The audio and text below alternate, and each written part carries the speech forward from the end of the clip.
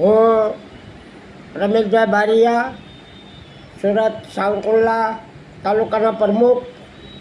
મારે આજે લોકોને જણાવવાનું કે આજે આવતીકાલે રક્ષાબંધનનો તહેવાર છે અને લોકો ખરીદી માટે મીઠાઈ માટે પડાપડી કરી રહ્યા છે. હાંડીડા ને બાપાના ને કાકાના ને મામાના ને માસીના ને આ બધા પેંડા વેચે છે.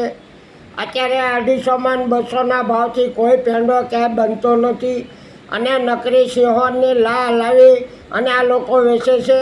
અને તમે જાઓ હાંડીડાની અંદર આજે હાલની અંદર 4 થી 5 દુકાન છે અને એ ન્યા બનાવીને વેચે છે.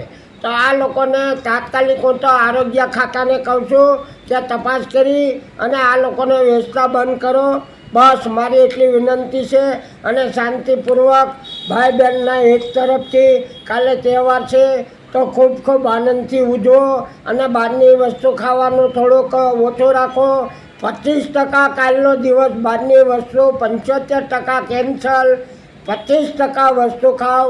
આટલી મારી સુરત તમામ તાલુકા જિલ્લાના વ્યક્તિઓને મારી વિનંતી છે કે કોઈ મીઠાઈ ખાવાથી કોઈની આવરદા વધતી નથી. અત્યારે રોગચાળો ભયંકર છે એટલે શાંતિપૂર્વક આપણા ઘરમાં રોગચાળો ન આવે એના માટે હું આપ સૌને વિનંતી કરું છું. જય હિન્દ, જય ભારત.